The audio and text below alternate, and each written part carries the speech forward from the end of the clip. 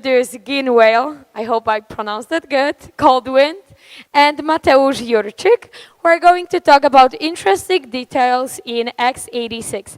And I just wanted to mention that the trials for the trials just started outside. These are the shooting trials. So if anyone wants to take part of it, you're welcome to go outside. And yeah, that would be it. Okay, hey guys. So, as you see, our topic is beyond MOV and add XOR, which, well, you probably won't believe us at this point, but actually x86 has more instruction than that, but rest assured we won't go through all of them. So actually, if you know everything about x86 and are totally up to date with the research, the PHP talk is just starting. Yeah, so we both work at Google as information security engineers. You can visit j00ru's blog at j00ru.vexilium.org or my blog at gynvael.coldwind.pl. We also have Twitter, if you would like to follow us. And we're going to talk about, well, we actually have a mix of interesting tidbits and little details, well, sometimes not so little, in x86 that we found across, well, the research we are doing in random topics. We will try to highlight some facts and tricks, and we will discuss both the 32 and 64-bit modes, as well as some legacy historical 16-bit mode tricks, which you may or may not heard about. So this is a security conference, and why is this relevant? Well, first of all, when you create an operating system, like I know some Microsoft people are here and maybe some even Linux developers, there are some tricky parts in the way you integrate the operating system with the underlying CPU. And we are going to highlight a couple of them. Then there are some subtle CPU-specific information disclosures which you cannot do really too much about. Also, the CPUs introduce some mitigations for some problems which are used or are not used. And also we have some other things that didn't fit into any of the above categories. As you know, x86 is everywhere, for example, on this laptop. And, well, everything started in ancient history. That was even before I was born, so let's not talk about it. But currently, we mostly rely on a 32-bit mode or 64-bit mode, which was basically, it all started with 386. So I'm not sure if you know, but 286 had already a protected mode, but it was 24 bits instead of 32, and the registers weren't really, well, they were still 16 bits. So 386 had some changes in architecture. It was designed with more security in mind, so you could separate the processes and such. This is something you probably all know about. And as you know, well, x86 is the creation of Intel. However, also other companies created, for example, AMD and VIA. But there were quite a lot of companies that actually created it in the past, well, manufactured the chips. Two honorable mentions. One is chips and technologies, which you can see the processor in the top right corner. They actually had a clone of 286 and then 386, but when Windows was launched, their chip failed to boot Windows, and after that they decided to desert the market. Also, NEC was quite interesting. It was mostly in the times of 286, and prior to that they had some compatible CPUs, but well, they actually decided to go another path and not follow the x86 route. So these are some CPUs. None of these were created by Intel or AMD, which, well, were created by other companies. As you can see, there is the aforementioned VIA, there is IBM, there is Fujitsu, there is, well, the interesting one is the x86 clone Eastern Bloc, which is basically a Soviet x86. These are the other manufacturers that created x86 in the past. We actually focus mostly on Intel and AMD, and we have some small tests regarding VIA as well. But all of them, well, I'm not sure if you could buy a new CPU from these guys. So at first, x86 started as a simple architecture, but it got fairly complicated fairly quickly. Well, as you know, there is paging, there is, well, the FPU got integrated onto the chip, and so on and so on. It became superscalar, there is MMX, SSE, AVX, and now the new CPUs have registers that have 512 bits, which is quite crazy. And there is even more. Let's maybe skip this. So the features really relevant to security apart from the protected mode itself are, for example, the well-known non-execution bit, which basically makes you use the return-oriented programming these days. There is also the SMEP, which is quite a new invention. There is the RD-rand instruction, which we will talk about a little today. This is basically an on-chip cryptographically safe random number generator that uses a hardware-based entropy source, and some other stuff. So overall, x86 has a gigantic market. So we've written here that there are millions of CPUs shipped every year. We actually couldn't find the exact data. But, well, we know at least 4 because I bought a laptop and Jurczyk bought another one, so that makes 2 and some. So they shipped at least 4 CPUs this year. And, well, the features in the history were developed really dramatically. So I don't know if any of you have seen, for example, what was added in SSE 4.2. There are some crazy instructions which, for example, let you give a range of ASCII letters, for example, from capital A to capital Z, and then you pass them a string, and they will mark the positions in the string which have letters from this range. Well, this isn't your basic RISC stuff, right? Yeah, so as it said, the further we go, the more abstract features we get. And basically, if you open any of the well, now I guess 7 or 9 Intel manuals or AMD manuals on any page, you might find something that you didn't know before. This is actually quite cool, but it's really, really, really complex and easy to make mistakes because of that. So it's a great research target. And, well, there are many places which, well, not everybody knows, and maybe nobody even looked at them. Okay, so let's talk about CPU and OS vulnerabilities from a historical perspective.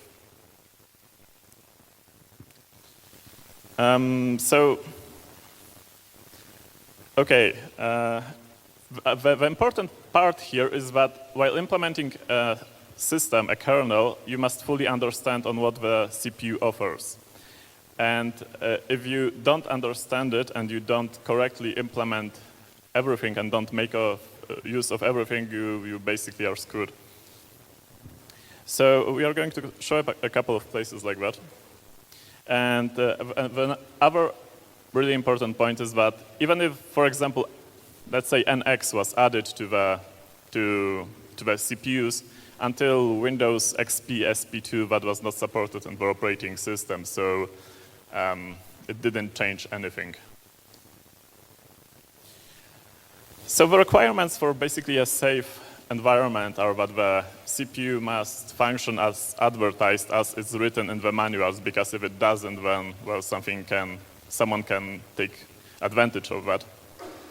This is also true for emulators. For example, if you're writing a CPU emulator or a virtual machine, you will basically also need to emulate everything so it's like exactly the same as the real platform, because you can get some bugs into the system that weren't there in the original when it's running on real metal. As said, the operating system must be fully aware of all functionalities. There was also another, I guess, example with the hypervisor when it was introduced, and a rootkit could basically, well, jump into kernel mode and then to hypervisor mode.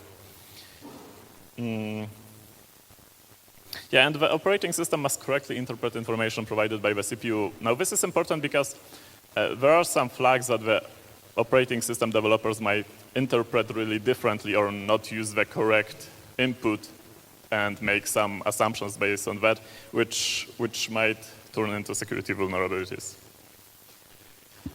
And I guess in the end, the problem here is that everything that runs in ring 3 is kind of hostile, right? Everything just wants to hack the kernel, and the kernel must assume that everything that runs in lower privilege modes want to hack it. So, yeah, as it said, basically it's a hard job for the OS developers. Also, another problem is that the manuals, even if they are really precise in most points and in some points are kind of vague, well, in the end they don't really highlight which things should be taken more seriously or where the kernel developer should put really more attention when he's implementing something, not to fall into any traps. And as you know, most of the systems running now, especially Windows, it was implemented by some very smart people, but it was done in the 90s, and they didn't really have SDL and didn't really have security in mind, which also causes problems.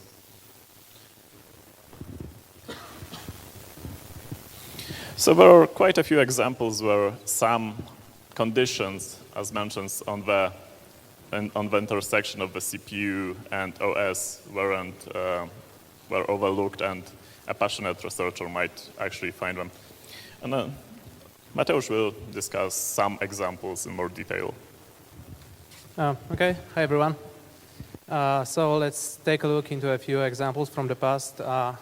Examples of vulnerabilities that were caused specifically by wrong integration of the operating system with x86 architecture. So let's start with a fairly recent vulnerability found by Rafał Wojtczuk. So you probably know about the bug itself because it was quite a large thing. There was quite a big fuss back then, a year ago, about it. So it was applicable for Intel 64-bit platforms. So the problem was specific to Intel processors. AMD was not affected by it. So the problem was that the sysread instruction, which is basically used to come back from kernel to user mode after an interrupt or a system call is invoked, the behavior that the system developers didn't really take into account is that it can generate a general protection fault if the ECX, which is the address being returned to, is a non-canonical address, which is a special kind of address that you can craft on 64-bit platforms. So the problem was basically concerning different platforms, not only Windows, but also Linux and BSD. And all of those platforms were basically dealt with the problem at various points in time. So Linux had it patched already, I think, in 2006. But Windows and BSD did it only in 2012 after Wojtczuk rediscovered it recently. So anyway, so the root cause of the problem is that there is this special kind of register, which is a segment register called GS, which holds a pointer into a structure. In kernel mode, it points into a special structure, which is a per processor structure, which contains some important information which the kernel operates upon. But in user mode, the function of the register is very, very different. It points into user mode memory area, and it points into some random data that is useful for userland applications. So basically, the important thing is that the GS register, its value is being swapped by the kernel using the swap GS instruction, which takes place basically either as the first instruction being executed after code execution enters kernel mode, or just a few instructions after that. So the root cause of the bug is that it is not recommended, or it is not very good for the operating system security if an exception is generated before the swap GS instruction is executed upon entering kernel mode, or just after it is executed while the kernel comes back from user mode. And this is because of the fact that when an exception occurs, for example, the kernel checks if the previous mode, so the mode that actually triggered the exception, was kernel mode, and in that case, it assumes that the GS register was already swapped. So if we manage to generate an exception before the swap GS instruction executes or after it executes upon exiting the system call or whatever, and then we have a nested exception, the nested exception uses a userland memory region, assuming that it's a kernel mode one. So basically, as I said, the GS segment plays a special role, and the bug made it possible to generate a general protection fault exception inside of the systhread instruction, which apparently was executed after swap GS. So that was the bug. This was an example of a bug that was caused by the fact that the Windows kernel developers didn't really take into account the fact that this one kind of exception can be generated but by this specific instruction. So there are a few references. One is a reference that points into an article that explains the vulnerability itself, and then there are a few other resources that describe how this particular vulnerability could have been exploited on platforms such as Windows and FreeBSD. One is a white paper from Jurczyk himself from Black Hat last year. And while we were talking about the swap.js instruction, it turns out that there have been even more problems in the past concerning this specific kind of mechanism. So in 2008, the XOR discovered that if you try to jump into a non-canonical address from within user mode,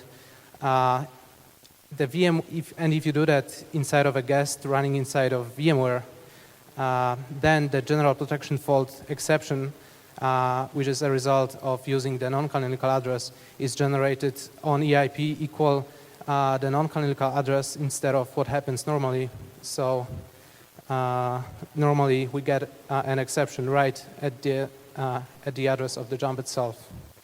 So it means that VMware actually implements this corner case in a bad way, in that it actually allows the jump to execute fully and swaps RIP to the non-canonical address, and only then it generates an exception because of the fact that the address that is trying to be executed is non-canonical. So normally the general protection fault handler does not return back to a canonical address in Windows, at least, but passes the exception to the dispatcher directly. But if we perform a little trick trying to jump into the address in a loop, then eventually we get into a situation when the RIP register is being set to the non-canonical address and the exception is not yet generated by the processor, but we get an interrupt in that very small time window, and that interrupt pushes the non-canonical RIP address on the stack. And when the interrupt, for example, a hardware interrupt finishes, the interrupt handler attempts to return to that address, which causes a very similar condition to what we saw for the Wojciech's case. And we have also a few references for that. So another vulnerability that was very tightly related to what the operating system assumes about information provided by the CPU is the K386 helper vulnerability from last year as well. Basically, the function in which the vulnerability resided is a generic routine that is being used to exit interrupts and system call invocations. It is the same as key exception exit in Windows.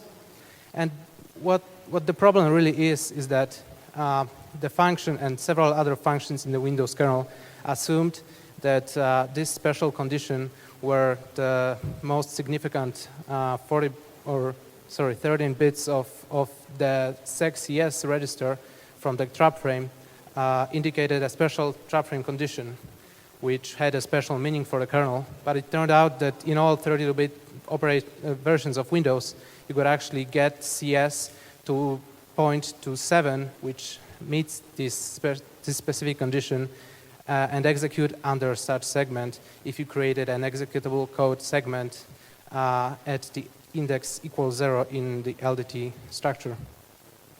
So the result of the vulnerability was that Windows used some uninitialized variables in the key trap frame structure, which was very, very tricky to exploit, but it turned out that it it was eventually possible to do it reliably. And there are also a few references. Particularly, there's a fairly long paper on how the vulnerability could have been exploited reliably on all versions of 32-bit Windows. So this was related to LDT, and it turns out that the LDT structure itself, which stands for local descriptor table, itself is quite troublesome because of the fact that Windows allows all user mode applications to set up custom entries inside of LDT for the current process and potentially for other processes as well. Windows actually needs to sanitize all of the entries that are being put into LDT because of the fact that if the contents of the structure were not sanitized, then we could just set up an entry which said, give me code privilege level equals 0, and we could get ring 0 just right away. The problem was that there was one specific flag within the LDT entry structure that was not being sanitized by the kernel. The name of the flag is expand down, and what it does is that it reverts the semantics of the base and limit fields. So even though the base and limit fields were still within boundaries for the LDT entry that we are trying to set up, they actually didn't say which memory region was the segment, but they said what memory region is not part of the segment. So this was part of the problem. The other part of the problem was that Windows, in specific cases, trusted some segment selectors provided by user mode, which should normally not be the case, especially in Windows Vista and later versions. But it turned out that Derek found a place where they did, which basically led to a right word condition, so a local privilege escalation. Okay, so the other thing that you should be particularly interested in if you want to find vulnerabilities in operating system kernels, especially in Windows, is the Virtualization mode, which provides compatibility mode for running 16-bit applications, such as those applications, inside of the Windows environment. Especially because of the fact that the Virtualization mode allows you to set the CS segment register to something that you wouldn't be able to normally set, because under normal circumstances, the lowest 2 bits of the CS register actually denote the privilege level at which you're running. But since in real and virtual mode, the semantics of the CS registers are really different, and the lowest 2 bits of it don't really matter, you can set it to an arbitrary value, and this can lead to some interesting confusion bugs in kernels and VMMs. So there have been quite a few bugs already found, but I think there can be a couple more if you look closely at some of the software. So there have been many bugs, as I said. Most of them, like the 3 last references, were found by, I think, Derek in VMware, which handled this corner case incorrectly, but there have been also some in Windows itself. Okay, so now, when it comes to trap handlers, Intel provides a list of 20 exceptions that need to be handled correctly by the operating system, so they need to be provided like handler functions, and Windows obviously does that. So it turns out that in Windows, the handlers handle several special cases which are relevant to how the system works, but they do it incorrectly, which can be exploited by the fact that we can practically forge almost all of the fields within the key trap frame structure if we trigger an exception for most of the cases. So for example, we have this interrupt 13, which is the general protection exception, which is handled by the key trap ODE function. So as you probably remember, 3 years ago, Tavis Ormandy found a very obscure bug in the GP handler. So basically, the condition was that the GP handler was expecting a special pair of CS and EIP registers. The EIP register was supposed to be set to a special address within the kernel image, and CS was supposed to be B in hex, which is basically a value that has the CPL part of the selector set to 3, so it can be easily forged from within user mode because it denotes the user mode privilege level. So both conditions can be easily forged from ring 3, meaning that we, from ring 3, can easily create a trap frame that meets both of those conditions. And as a result, the kernel confused a key trap frame that was generated by the kernel with a key trap frame that was generated by a user mode application, which allowed us to switch the kernel stack and get an elevation of privileges as well. So it turns out, or just recently it turned out, that there are also several other problems, less important or having less impact, but nevertheless quite interesting, that we can exploit in interesting ways. So let's look into interrupt 1, which is the debug exception, so the interrupt that is being generated once a single step is being used or the trap flag is set in general, and the page fault exception, which is triggered when we try to access a page that is either swapped out or isn't mapped at all in Windows or any other operating system. So if we take a look at the Windows implementations of those handlers, whose names are keytrap 01 and keytrap OE, we can see that they also, similarly to keytrap OD, handle several special cases by comparing EIP from the keytrap frame with some magic values. So that's key fast call entry for the DB exception and then 3 other addresses for the other one.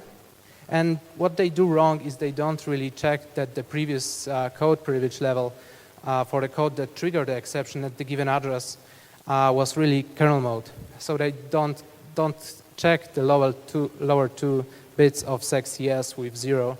They just assume that it's true, but it doesn't necessarily have to be true.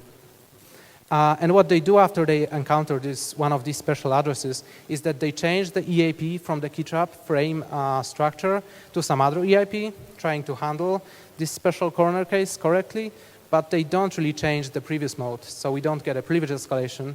The routines just try to restart code execution from a different place in the address space. So by altering the exception context, these handlers actually make it possible for us to disclose all of those 4 static kernel mode addresses to user mode.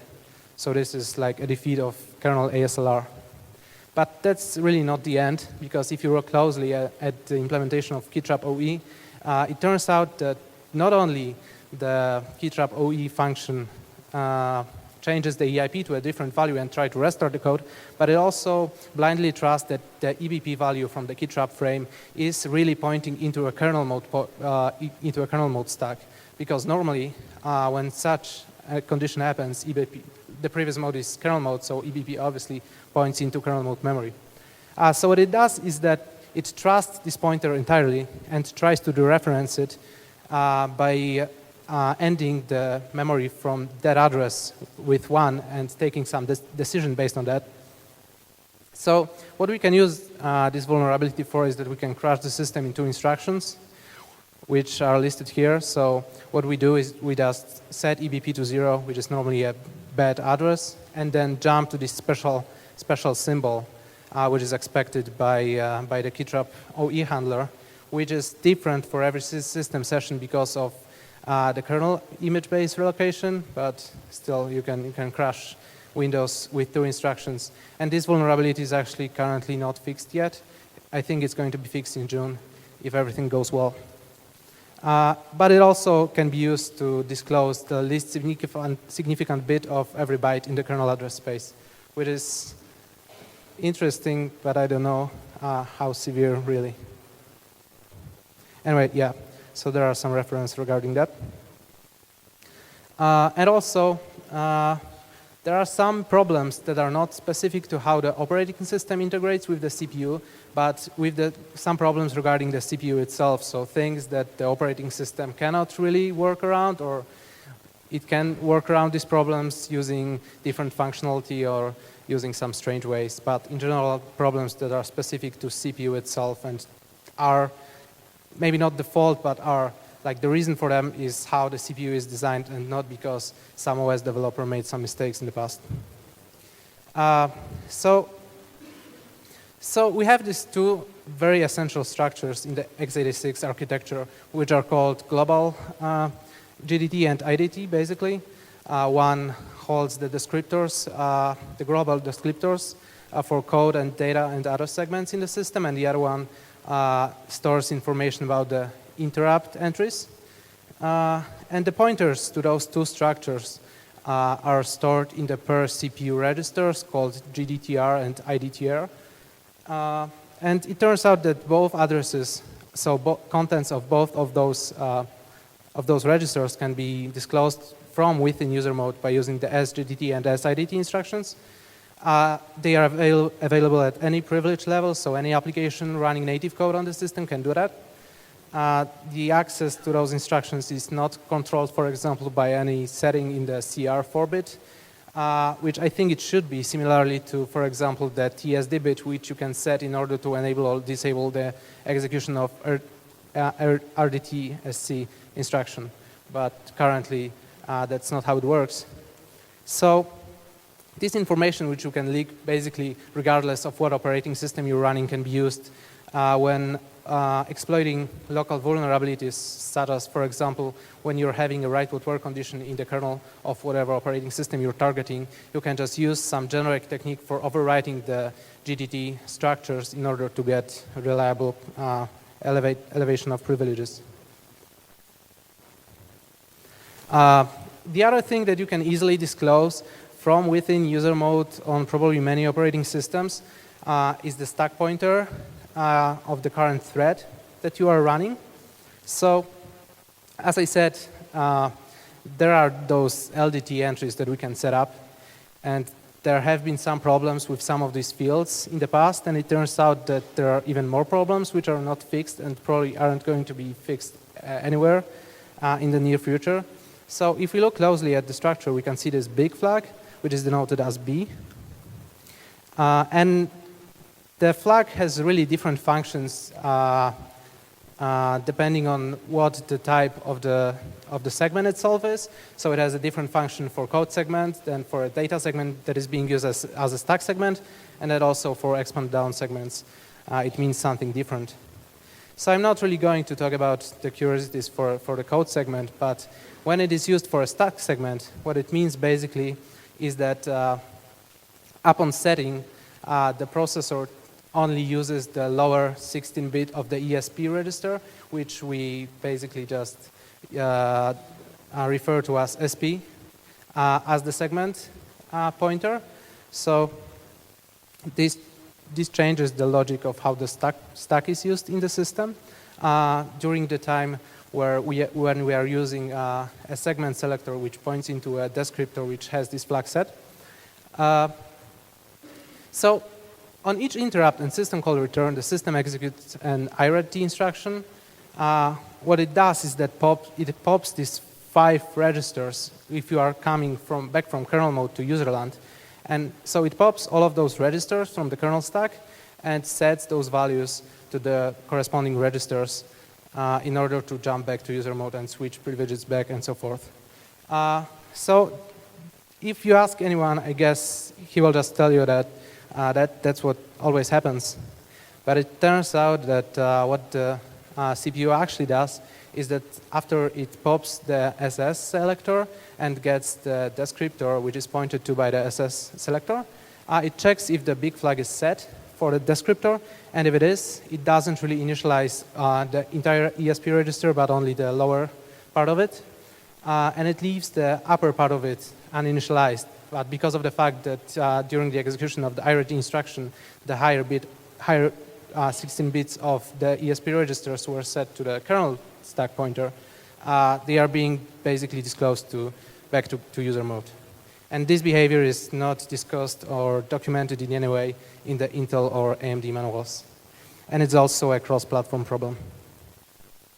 So there are also several other fundamental ways related to how the CPU works that make it possible to disclose some information about the kernel address space.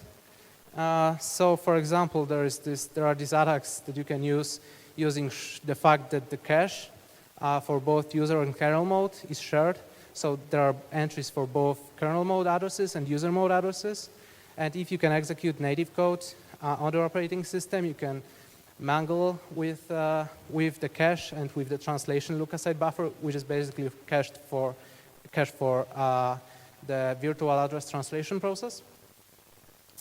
So we can really highly interact with the caches, with the different types of caches, and we can apply different techniques, such as we can reverse the algorithm which is being used to put entries into the cache. We can try timing attacks and several different things in order to actually get information about what information is stored inside of the cache, which concerns kernel mode address space. So this research has been presented or described inside of a comprehensive paper by 3 German guys, so the paper is referenced here. Anyway, so it turns out that not only addresses can be leaked this way, because, for example, you probably know the hyper-threading technology, which lets you create 2 logical CPUs inside of a single physical CPU. And because of the fact that many parts of the CPU are actually shared in between these 2 logical CPUs, you can infer information about what is going on inside of the second thread running in the second logical CPU, such as you can possibly leak private keys of an OpenSSH thread running in the other thread concurrently, which has been described with great results by some guys.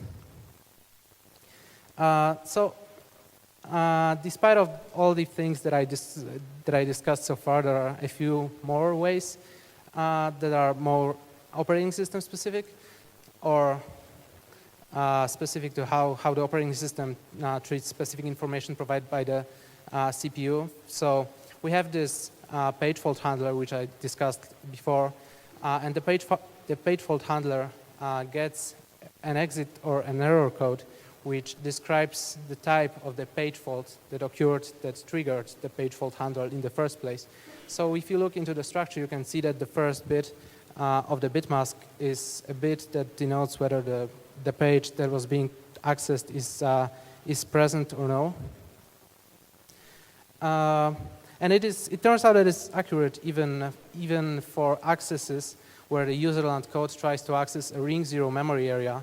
And the page fault exception is triggered because of the fact that ring 3 code doesn't really have the privileges to access that particular memory area. But even though the reason is lack of privileges, the bit is still set regardless of everything. So it is still true. And even if we don't have the privileges to access it, it still contains the information that we're interested in. And in Linux, the error code is propagated down from the very top, from the page fault handler, which is being called by the CPU, down to system logs. And user mode applications can possibly get this value back from the system logs, thus getting information about the kernel address space. Okay, and so now we'll be talking about some of the exploit mitigations and some functionality which is available through the x86 architecture, which makes it possibly potentially possible to mitigate special kinds of exploitation attacks. Okay, it's me again. So let's start with integer overflow detection, which is kind of hard problem because actually if you do it with a compiler, in C, for example, you have to have this huge piece of code which actually also relies on a special integer type which is defined and how it overflows. This code is taken from some actual library. And for example, if you compile in GCC with the -f trap v, your normal additions and using integers is changed to this kind of code. A simpler solution would be to use the not really known into instruction, which basically checks if the overflow flag was set, and if it was set, well, it triggers an exception.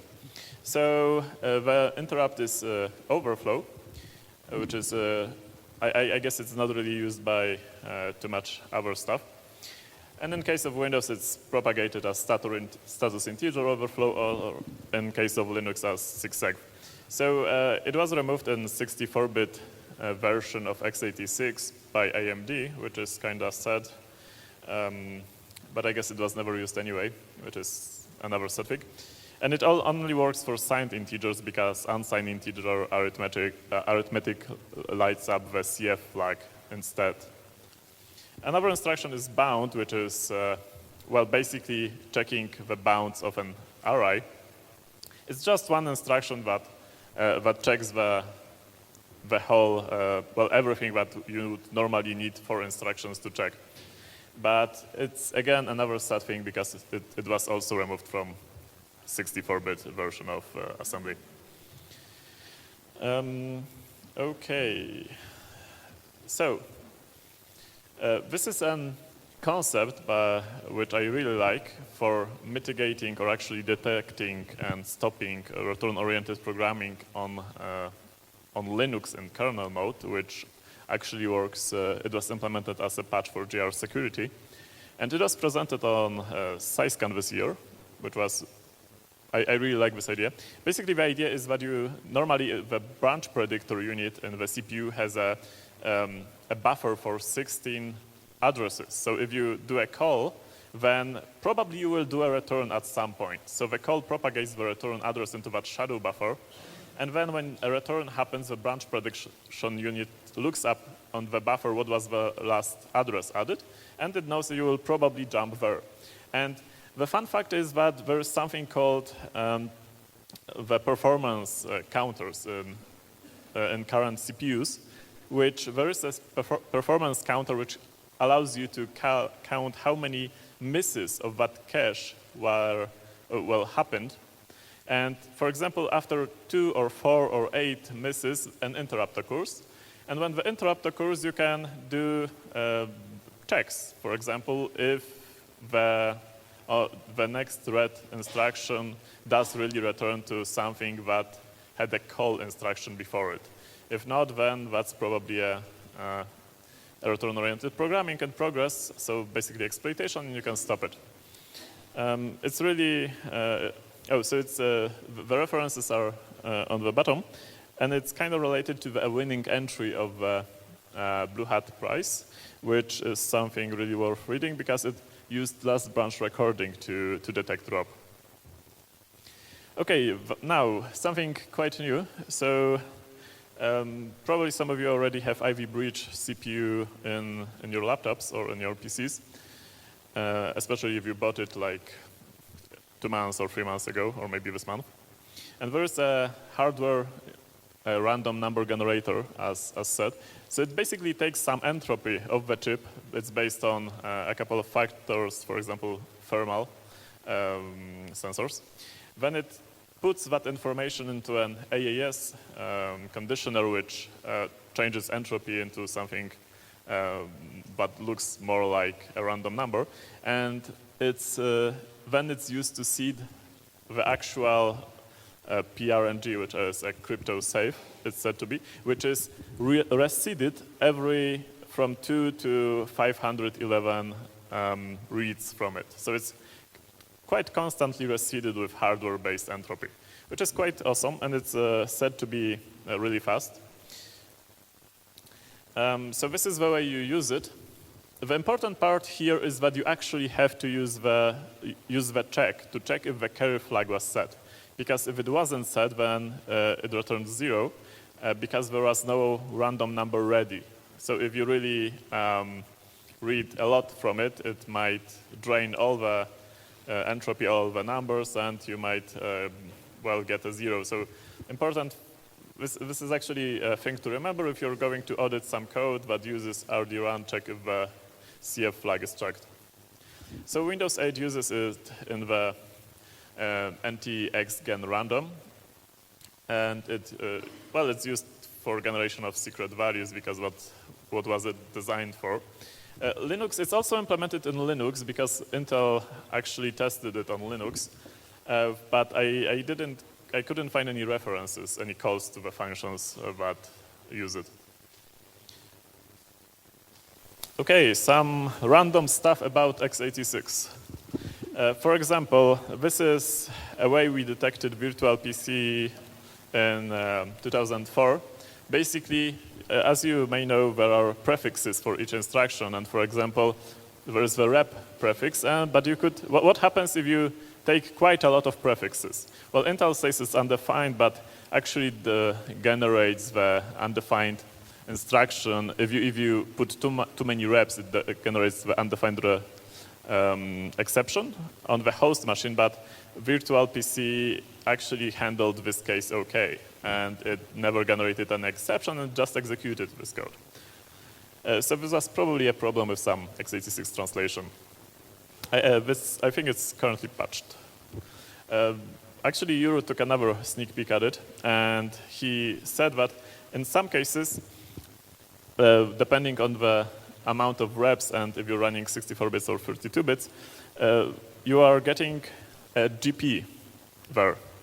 So it's a GP, it was a GP on exception on 64-bit and the UD on 32-bit, but back then the majority of VMM implementations actually still executed, well, raised the undefined instruction exception, which could be easily used to detect by, for example, by malware if it runs in a VM.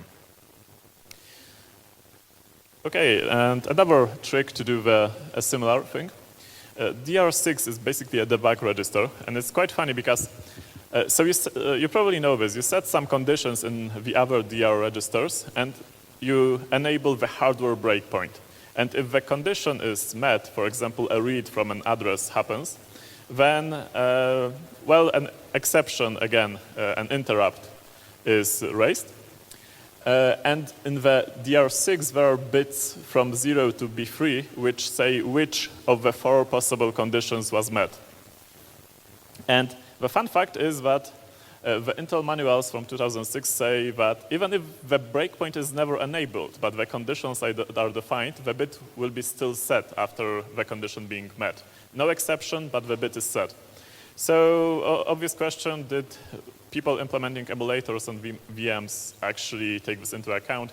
And, well, they didn't. So Box never set this bit in this case. Neither did Microsoft Virtual PC 2007. And this is a somewhat lousy photo of a real machine which actually, it did set this bit on access to, on the conditions being met. However, this bug is kind of funny because in 2009, Intel actually changed that line and said that the bit might or might not be set.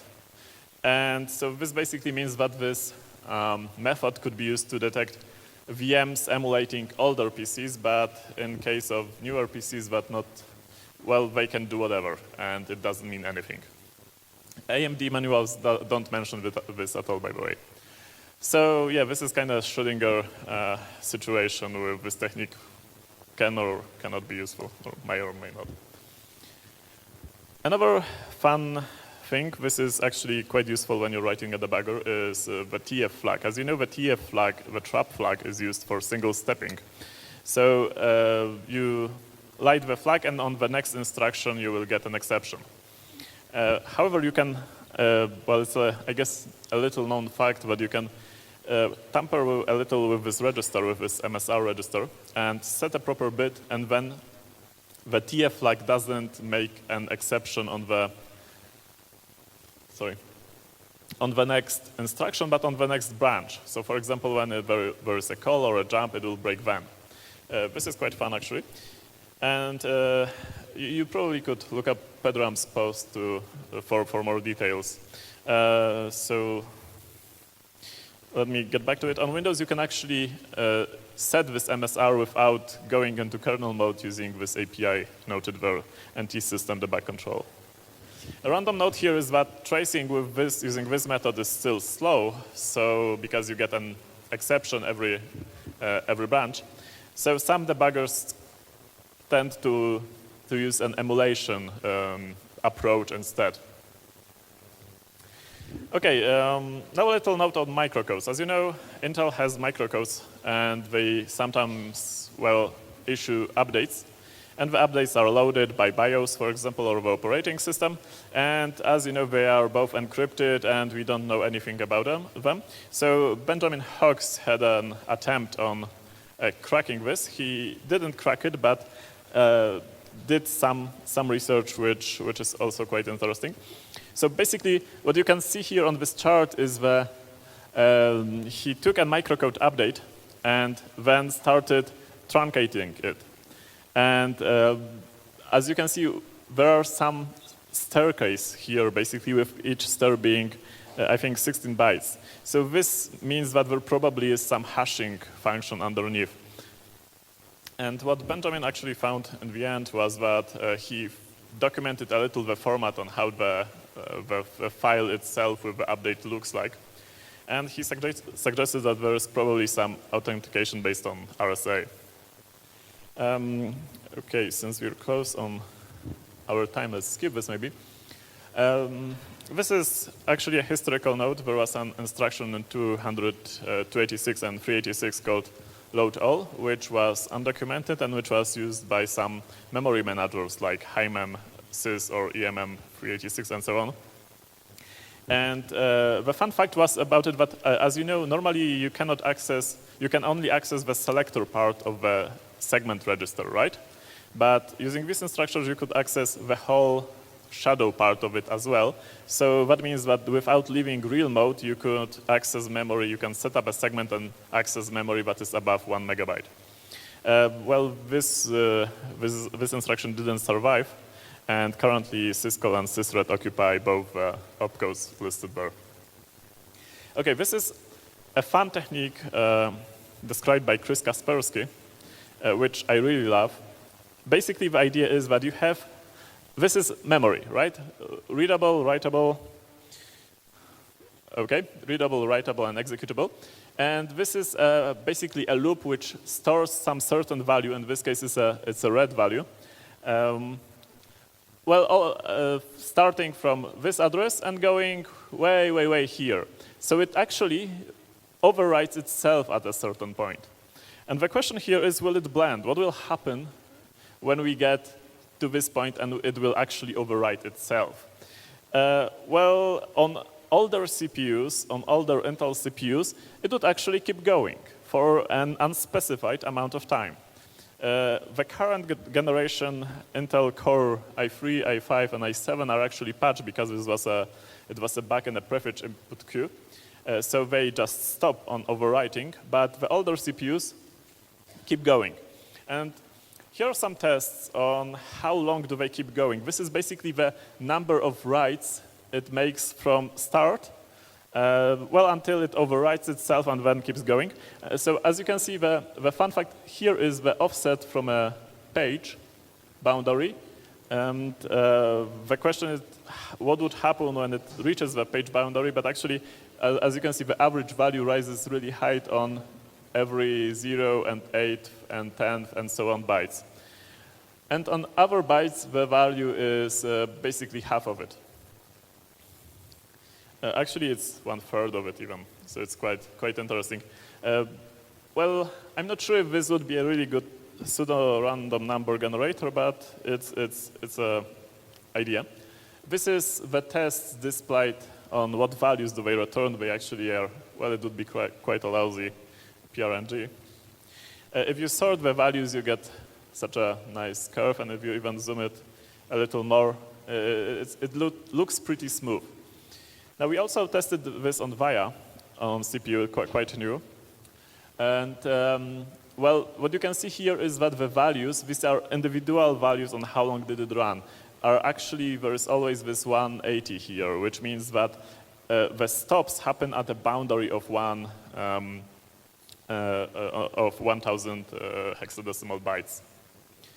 So this is the same like results in on what did we get by running this PRNG, and sorted it looks like this. So it's pretty similar, but if we zoom out, you actually can see the staircase here. And as said, this was fixed in new Intel Core CPU, so it no longer works. Okay, well, one other thing is that machines into machine, well, x86 is obviously Turing complete, but well, we all know return-oriented programming, which is also Turing complete. But there's also something Sergey mentioned yesterday and actually reminded me about.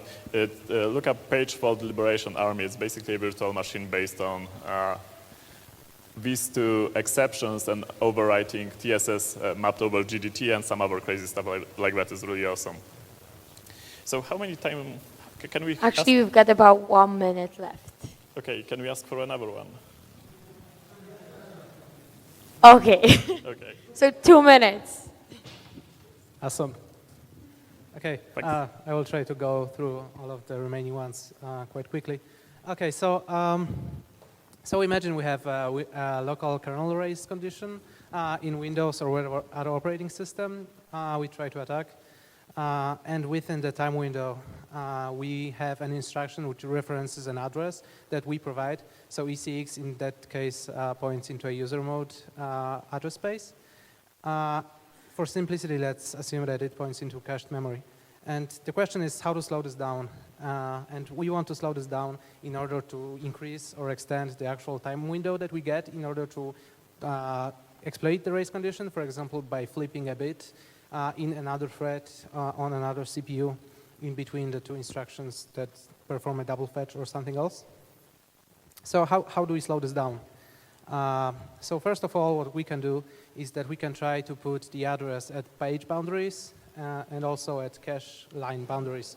So here we have a nice chart showing the average time to access a memory within a specific offset against a memory page. So we can see that at places where we have a cache boundary, we take twice as much time to get to fetch the memory. And then when we have a page boundary, the time in cycles increases over 5 or even more times. So by using page boundaries, we get an increase of like 10 times from 2.5 cycles to around 25 cycles. So what we can do further to extend the time window is that we can try to disable cacheability for the page that we are trying to access. And by doing that, we can enforce the kernel to try to fetch the memory directly from RAM without using cache at all. And as we all know, fetching memory from the cache is much faster than doing it from RAM. So if we fetch from RAM, the time cycles required to fetch the memory is around 250 cycles, which is another 10 times more than we had before. And then you can see that there are spikes at certain offsets. These offsets are actually the boundaries of RAM memory, which also double the time required to fetch memory. So at this point, we have something like 500 cycles required to fetch just a single word of memory using a single instruction.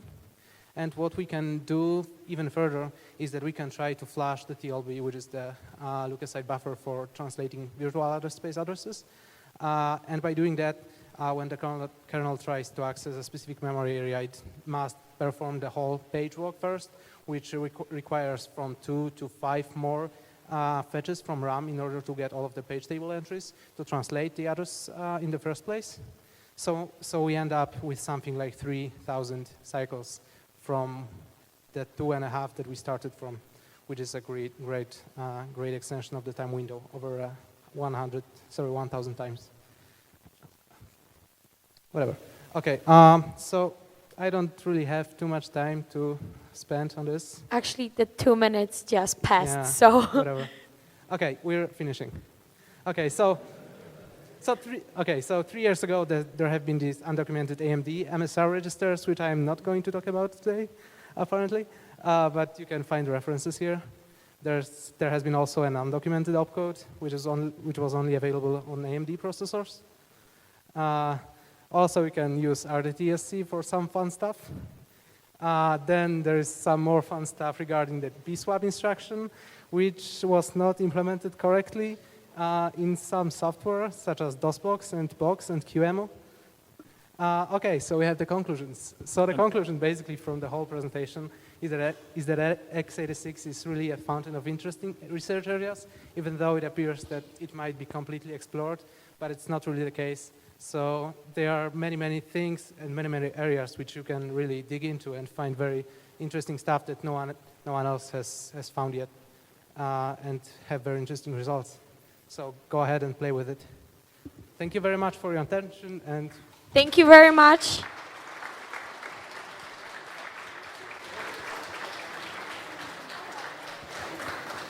Yeah, just a note, there are more slides after this, so they will be available on our blog, and you can look up what we hidden there. Yep. Thanks. Yeah, I'm sorry we don't have time for the questions. That was just too long. And just remember that the shooting trials are happening right now, just outside the conference building. And don't forget